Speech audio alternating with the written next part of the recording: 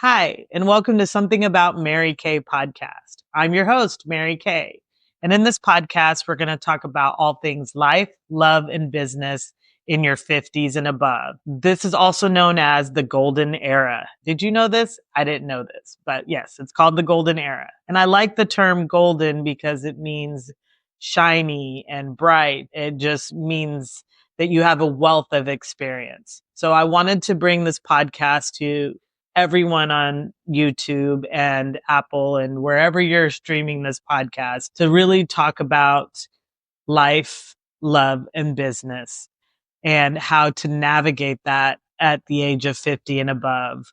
There's lots of new things to experience, friendships, and what is it like to be in the business world? Lots of discussions to be had. I hope you come and share in this journey with me. And I would really appreciate it if you like, subscribe, and follow and set your alerts up for new content. So let's get it started together. Thank you for joining. Hey, welcome to Something About Mary Kay podcast. Today I have my first and most special guest is my friend Gwyn. Hi, Gwyn. Hi, Mary. How crazy do you think this is? Pretty crazy. It's crazy. Yes. But and fun at the same time. Absolutely. So you've had a little bit of conversation with me about me starting this podcast. So tell me a little bit about what you think about podcasts.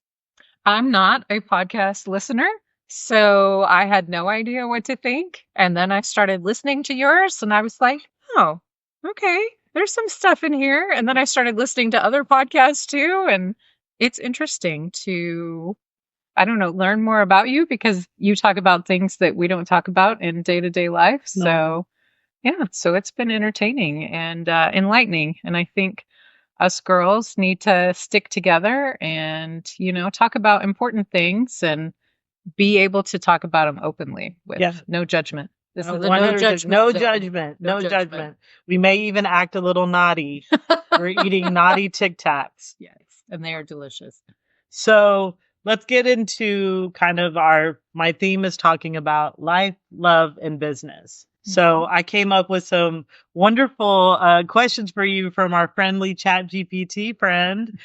And so I'll start off with our first question.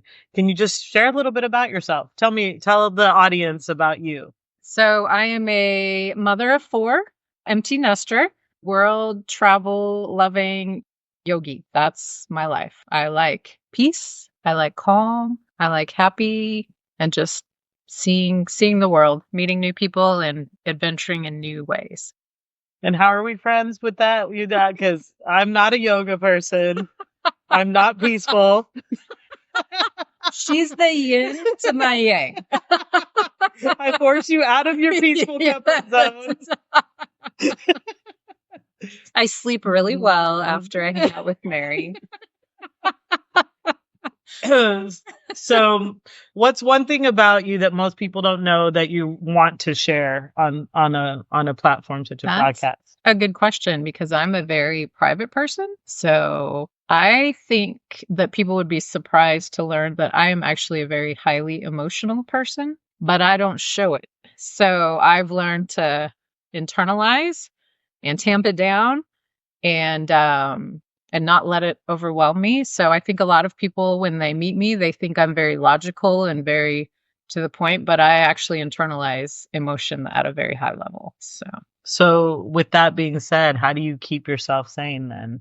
Is that what yoga is for? Yoga is a very good way to kind of get inside of yourself and to figure out what you really need. Because emotions are fleeting. They come at you pretty fast. They come at you pretty hard. If you react to them, you're usually regretting it later, or you're making a decision that may not be the best for you.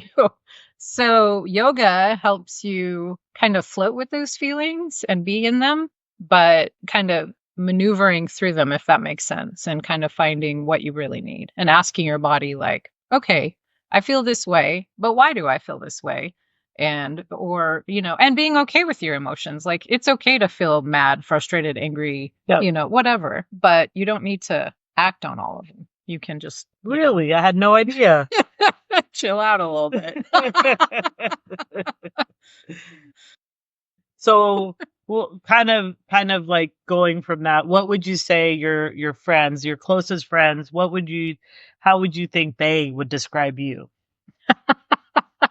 That's interesting because I think it depends on the friend. And I think you have different friends in your life for Yep. different reasons, right? So I think it's different. I love to laugh. So all of my friends would definitely like tell me I've got a great sense of humor or I'm a laugher. I'm also adventurous. I have a couple of friends who are like, "Oh my God, I can't believe you did that," or blah, blah, blah. Mhm. But I don't have a lot of fear about trying new things or meeting new people or public speaking or anything like that. So It's does just a fear. podcasting scare you more than public speaking? No, it actually doesn't. It doesn't? So, no, I'm very calm right now. You're very chill? I'm very chill. There's not a lot of emotion going on in here. So, I think this is more odd because we've never done it before. yes, we'll see how it turns out. Two I high might be value disturbed women. later. Yeah, two high value women. When I post it, she's gonna be like, "What were you thinking?" What have we done? What's been the defining moment in your life so far? That is impossible to talk about, I think, because I think everyone has defining moments and they have multiple defining moments. I've heard them called pivotal moments. Yep. So I've had multiple pivotal moments in my life that have kind of changed me for the worse or better and kind of brought me to where I am. So I can't really pinpoint one that's just like, This was a big change. this was huge because I think it's all those little ones that steer the ship. Right. You have your you have your windy road, as they would say. Yeah. I think one of my pivotal though is clearly my adoption. Hmm. Like there's nothing that I can say that caused more change in my life, because who knows what my life would have been if I stayed in India versus my parents adopted me. So that Yeah. I think that's why I like that question, because I think people don't really think about really pivotal. They think about, and it's true. I think most people have these small instances like childbirth, obviously, marriage is one. Those are kind of natural things. But if there was anything else, nothing else that you could say. No. No. I think Okay. lots of little ones. How did we become friends? That's been a fun story. So you and I met when we worked for a home security firm, and you were a contractor, and I was an executive assistant at the time, but we were on a similar project, Mhm. and so we kind of just Clicked. I don't know, yeah, we clicked, and then kind of lost touch, but stayed in touch via LinkedIn and all that, and then a couple years ago, I was like, I need Mary because I knew what you're good at and I needed that for a particular project I was working on. So I brought you in and introduced you to the project, and we just connected from there. And I think it was perfect timing because Yep. of where we both were in life. I think, yeah, I was about to say our lives were starting empty nesting at the same time. And yeah, I want to tell you a funny tidbit about my impression of Gwen initially. I was like, this girl, this mom, I knew she was a mom of four. Every day this woman wore, and you know what? I can curse on this podcast because it's my podcast. I would be like, this bitch wears a dress and looks nice, and she was fit. Like, I was like, how in the world is this possible that she did this? And that's what I'd be thinking in my head. I would never tell you. I would always say, you look so nice, or you're wearing heels again, or I secretly just wanted to be Gwen because she had like packed arms, her body was nice, and she wore a dress every day, and it just like seared in my memory. And she was sweet as pie. So not only was she a badass bitch, but she just was like something that I was not at that time in my life, which was I was barely getting by. You were lucky I rolled out of bed and put some real clothes on to get to work. So that's how I felt, at least. I don't know what you think, but that's my funny story of how my impression of Gwen when we first met. Yes. I thought you would appreciate it. I do. I do. It's so defining for where we're at now too. Yes, it is. So this is a good segue because we go straight into, in my introduction, I talked a lot about my personal life and why this podcast meant something to me. But business is a big part of who we are as single moms, as navigating this crazy world of just being a woman, being a single parent, and then also being in leadership positions like you and I have, elevated ourselves over the last couple years. So the next set is going to be a little bit about business. So who has influenced your professional journey the most and why? So I don't think, again, it's one person. I think it's several. So I've had the opportunity to work with several CEOs, like very, very closely, like personal life, business, like all of that. And I think each of those CEOs have influenced me in a different way. I've worked for some narcissists. I've worked with some incredibly intelligent people. I've learned a lot about how to run a business, how to operate daily, how to manage people. I've learned how to not manage like people in a certain way. So I like to watch people and just kind of take it all in. And so I think probably being surrounded by those CEOs and being kind of in that executive leadership team at so many different places in several different fields has actually given me like a lot of career prowess and kind of taught me, how to operate and navigate the world. So you're like innate ability to, just from a little bit of backstory. So when I met Gwen, she was an EA, which is executive assistant. And when we reconnected several years later, after we'd already worked together and you'd left the company and you had gone into project management. Mm-hmm. And so I always wondered like how that occurred. I always knew the benefit. A lot of people think executive assistant, they make my coffee, they do everything for the boss.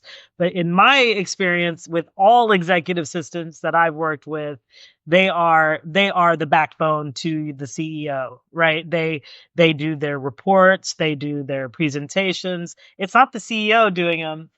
And it's not necessarily his team, it's his executive assistants. So when we're talking about the level of professionalism you had to display, as well as really being catering to him, because remember, what's a joke I always tell you? I always tell you, ain't no way if a man asked me to bring him a coffee that I would bring him a coffee. I'd be like, are your legs broke? So Gwen and I laugh about that, because I'd be like, I'd tell him it'd be really hard to have a poker face for Mary. If that's what you're doing. But if that's what, if they asked me to get him coffee, I'd be like, but I think you've done it really beautifully, and you've kind of figured out a pathway. You knew kind of that you wanted to be in leadership. You knew you wanted to be driving strategy and things like that. So do you think those influences along the way, good and bad, that you've had have got you to where you are now? Oh, absolutely. Absolutely. So I work as a chief of staff now. So really a strategic advisor to the executive team, help out in a lot of different business verticals and deal with a lot of different people. I have a skill for managing up, which means you're not intimidated by being in a room with, the CEO. You don't get shook when, someone has a temper tantrum. Yep. You just approach everything with a really calm demeanor. And I did learn that and the whole emotion thing. Like I used to be very emotional. I've learned to just tuck it in and like realize that, if there's stress, it's my job to get rid of it.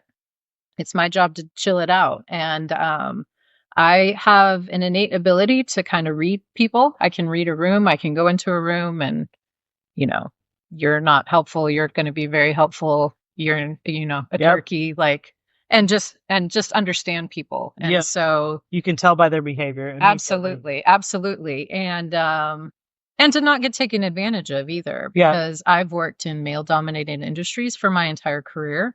And there's a lot of guys who see a woman and think that they're Captain Save-A-Ho. Or they want information out of me because I have a lot of information, and learning how to not share those things, but still be cordial and kind.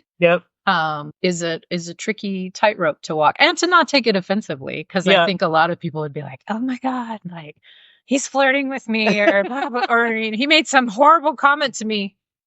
Not my problem. Like, just chill out. I love that.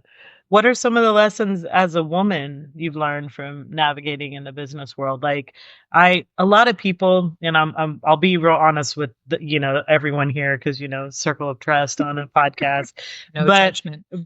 yeah, no judgment. But when you try to say it's hard being a woman, or you would try to talk about the difference between being a woman, especially in leadership in a male dominated field such as IT for me, but for you in the executive leadership team. And what I say is my acronym C-suite, right? I feel like they don't like to acknowledge that we're women sometimes, or that it doesn't matter if you're a man or a woman, we're going to treat you the same way. But it does matter to me. It matters because men experience things a certain way and women experience things. I mean, if it was so easy, then relationships in general would be easy. That's right. But we know that there is a fundamental difference. Women take on quite a bit of the child rearing and things like that. But what do you think is a lesson learned as a woman? I have 3 daughters, and I tell them this all the time, and they get grossed out. And I'm like, no, you're going to learn one day. And it's not sexual. There is power in the pussy. And I don't mean that from a sexual perspective. I mean that I see so many women approach those positions and try to act like a man. We are not men. Yeah. We don't need to be men. We need to own the fact that we are women and we bring totally different strengths to the table. And we need to capitalize on that and not take it offensively or not try to be one of the guys. And I, like in my current role, the guys will be, dropping the F word or blah, blah, and then they'll be like, oh, I'm so sorry. And I'm like, yeah, because I've never said or heard that word before, but Don't even know what it is. I appreciate the respect, right? Like, Yeah. I laugh, but Yeah. I'm like, that's really nice. Thank you. But it's owning your womanhood. Yeah. Like, don't let it be offensive. Don't, take it. I mean, obviously, don't let people harass you at work. Yeah. Yeah. Done. Yeah. But don't get offended when people compliment you or don't be afraid to act feminine. We have the ability to be empathetic. We have the ability to be very detail oriented. Not that men can't be these things, but we just bring a different perspective. And so I would say own the fact that you're a woman in the workplace and use it to your advantage. I think it's done nothing but help me along the way. And and just be professional and power in the female. pussy. Exactly. There is power in the pussy. I wonder if this is going to get edited in any way. It might. Hey, I said we're going to have those conversations. I promised those conversations. Gwyn just brought it earlier. She went in.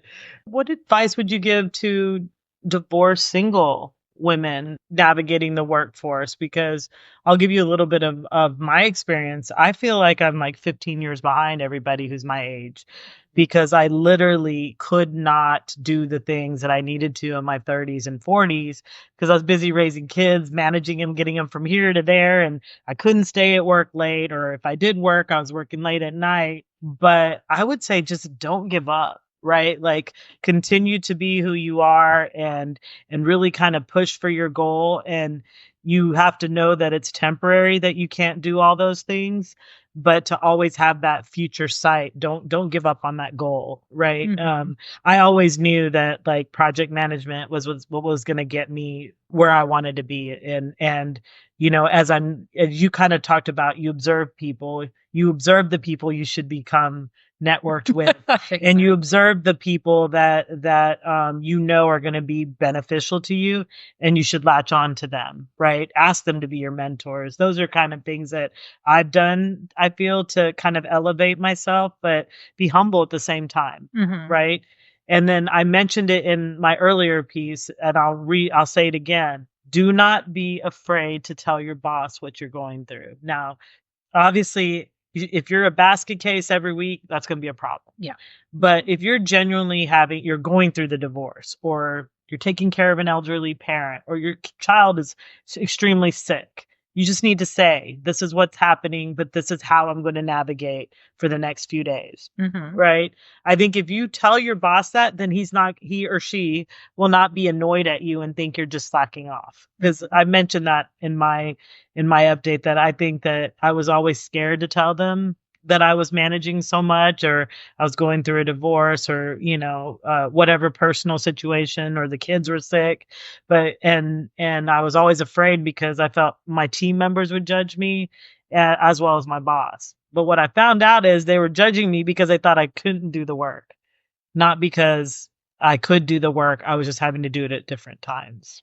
And you'd be surprised, like, how many people step up. Like, I was going through divorce, and my boss, I was talking to him about it, my CEO, and he actually picked up the phone and called his lawyer, not to, like, pay for my lawyer bills, but actually just to ask some advice and to make sure that I wasn't, getting had in the divorce. And I really appreciated just that simple act and that simple gesture of kindness that, he was just willing to help me out and to, empathize with the situation. And I think along those terms as well, you have to advocate for yourself Yes. all the time. Don't put up with crap from other people. Like, Yep. Speak up. If you're going through something, speak up. If you need something, speak up. And if your company's not going to give it to you, it might not be the place to stay, and it's okay to leave. So I think that's a good one. It's okay to leave. I like that a lot. It is. They're going to do what they do. If you don't like how your company's operated, don't hang out there for 20 years and whine about it. Leave. Go somewhere else. Do something different. I think that's been the biggest blessing in my life, is when I get to a place where I just realize I'm not going to grow anymore, I'm not going to learn anymore, or I've hit a situation that I'm just not willing to deal with. I will advocate for myself and either speak up or move on. Or both. Yeah. Yeah. Speak up and move on. Say goodbye as I've spoken up, because peace out. I've already found another job. Yes, I've drawn the line. I know my boundaries, and I'm not going to cross them, and I'm not going to, be asked to cross them. One of the things that I also, let me know, this is an additional question because it just came up, but like, I feel like female bosses can be more tough than male bosses. What are your thoughts on that? Absolutely. Absolutely. But that goes back to the power of the pussy, because these women think that they have to be men. It does not come off well in the workplace. We are not men. We don't need to be men. And so, yeah, I think I've worked for a couple females who just overcompensate. Yeah. Kind of really. And then you see the ones who don't. And there's a huge difference in how they manage people, how they approach people. And how their people actually want to work for them, exactly. versus having a whole chaotic team under them. Yeah, I've experienced the same thing where it's like the female, it's almost, you're more scared, and she's like, well, I had one who was like, well, I go through the same thing, but I'm still doing this. And I'm like, well, I'm sorry, but this is the way it is. My experiences are different than yours, and you don't know that I'm not getting help, or maybe you got nannies, or whatever the situation is. But we all have to deal with it. And I do find, for a lot of times, I would not work for female bosses because I was so early in my career. I was so just put off by female bosses. But I like the way you put it. It's like, if they were working with the power of the pussy, then I think that they would treat every situation differently, because they're not trying to be men. They're just being strong women. Exactly. And it's okay to be a strong woman. Yes. Without being badass bitch. I'm always going to find a way to bring that back. So as we I think we've closed the book. You've said quite a bit. It's one of the things I love about you the most too, is that you're a badass bitch. So segueing into badass bitchery, we're going to talk a little bit about dating. Ooh. Dating. We've kind of had some fun with the last 2 years that we've reconnected, and it's been very interesting for us. So just transparency, I'm a little bit older than Gwen. I know I look 10 years younger, but no, I'm just kidding. I'm kidding. But complexion.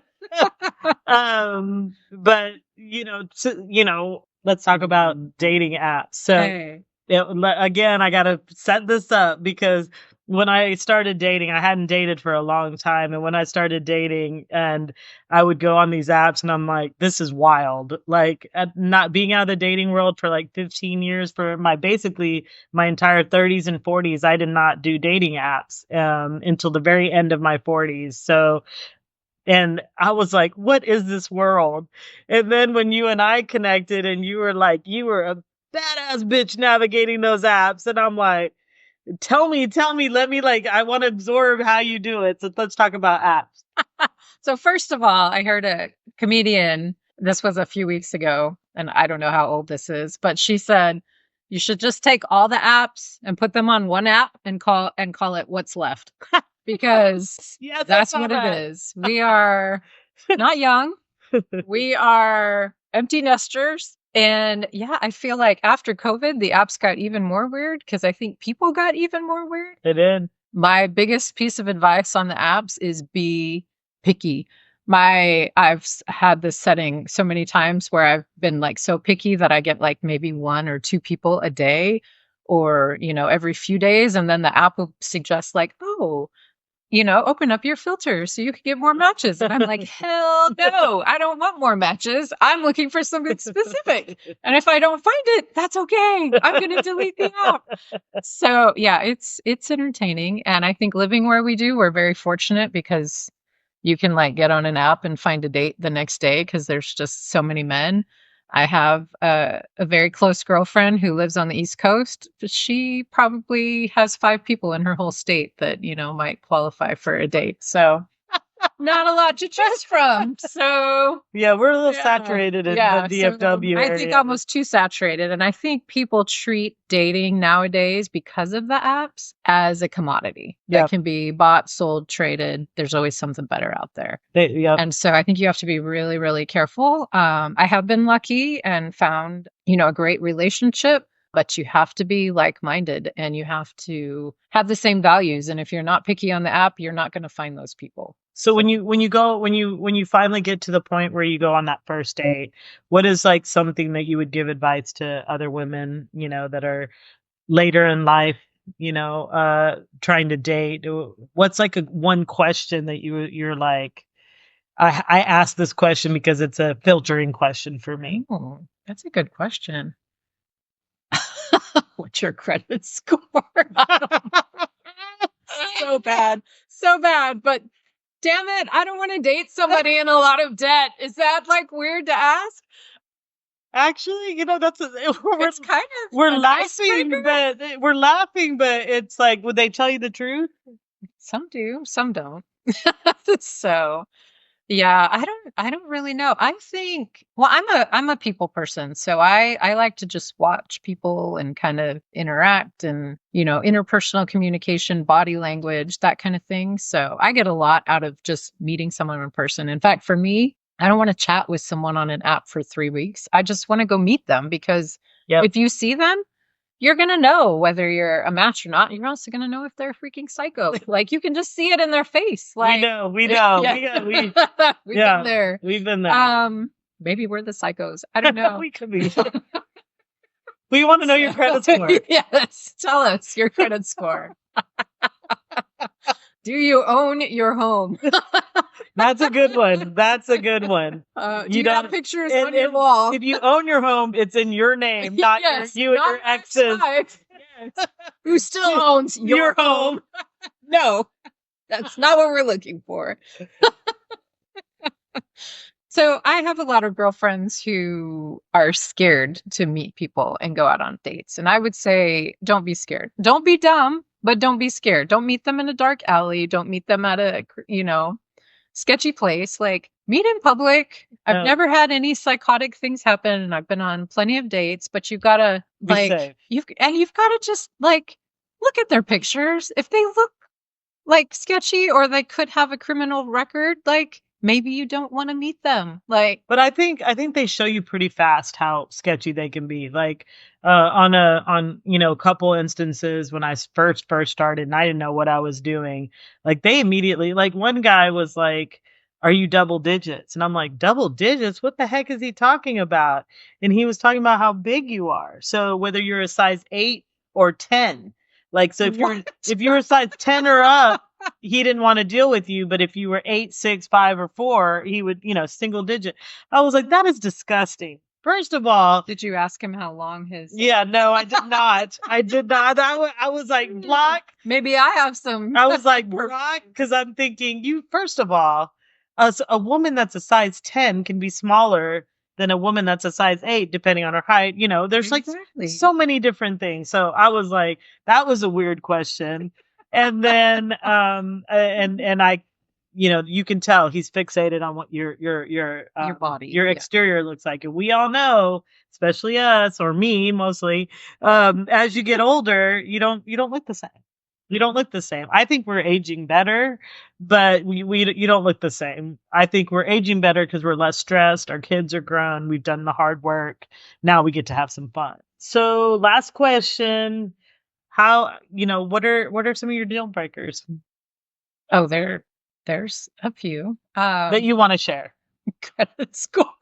Credit score is one. So wait, does it have to be 720 and above? It has to be good. Yeah. Yeah. And you can't be in debt. Like, I don't want to date somebody. I'm not in debt. Well, and that's the thing. I don't think you can ask for things that you're not. Yeah. So be realistic. But also, like, if you're trying to get somewhere or be a better person, I think you can put those in. So I would definitely deal breakers are obviously you have to be divorced. Like these guys truly single that are separated. I really don't feel comfortable if you still own property with your ex. Like, dude, get rid of that. Like, yeah. For me, there is definitely you have to have the same core values. Yep. So family is important to me. Having a good relationship with your children. Being not religious for me, but spiritual. So appreciating the fact that, I do meditative yoga and not, teasing me about it and wanting to travel. Some people are homebodies. I can't date a homebody.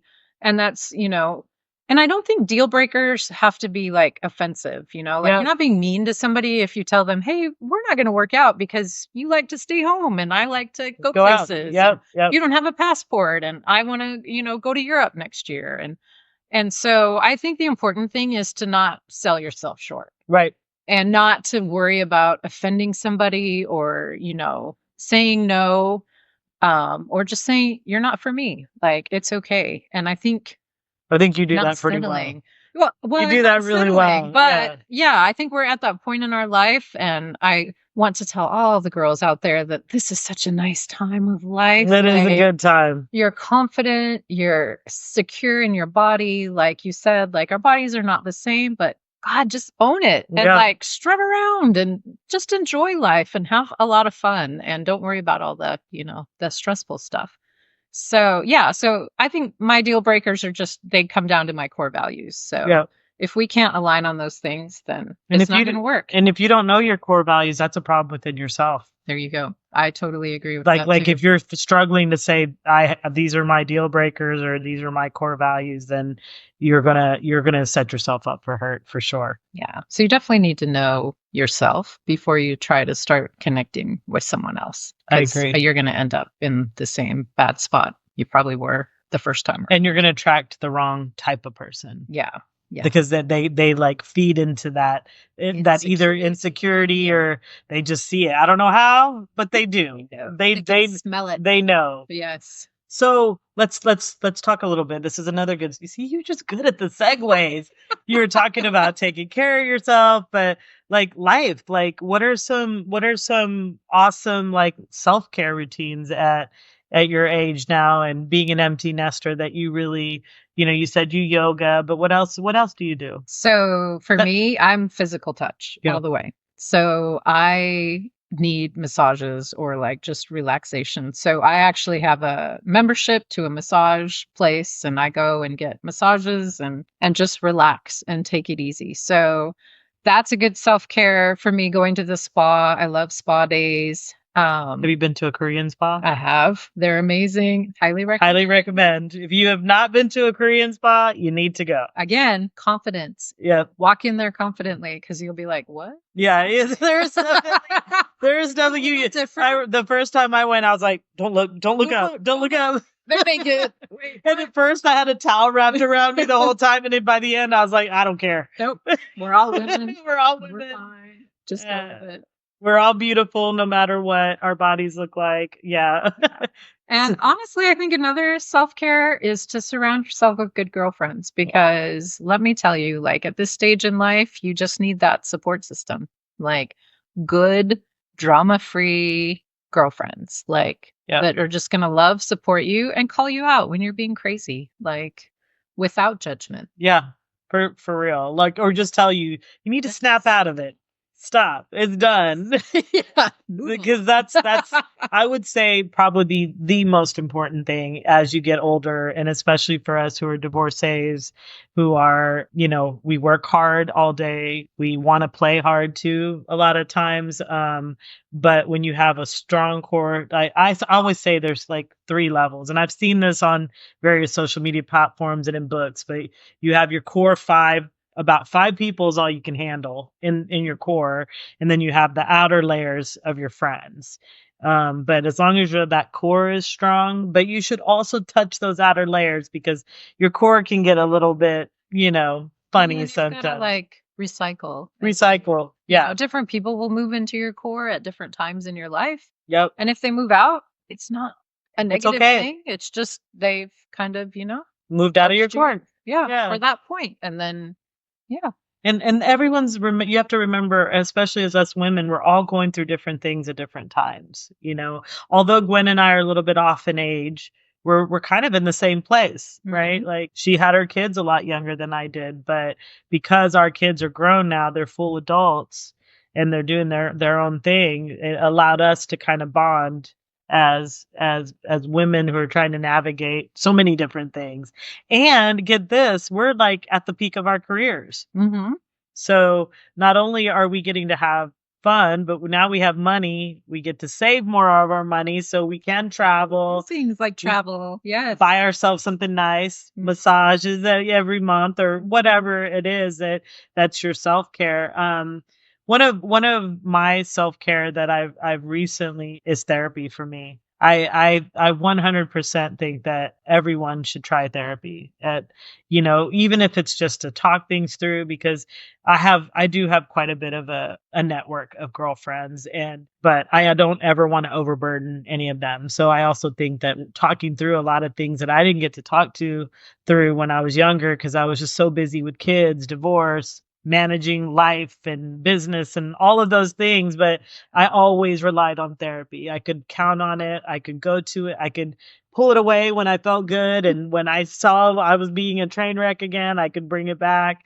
But I think that's a really good thing to implement. I know you're a big proponent of therapy as well. Yeah. It's not a bad thing. No, it's not. It really isn't. It's not a sign of weakness. It's not anything. It's just admitting that you need help and that you're in a weird spot. And yeah, I think it's great to be able to talk to an uninvolved third party just to like give you some perspective. Because it's always, we were just talking about this the other day, it's always easier to see things when you're done with them than when you're in the middle of them. And so it's really nice to have that sounding board.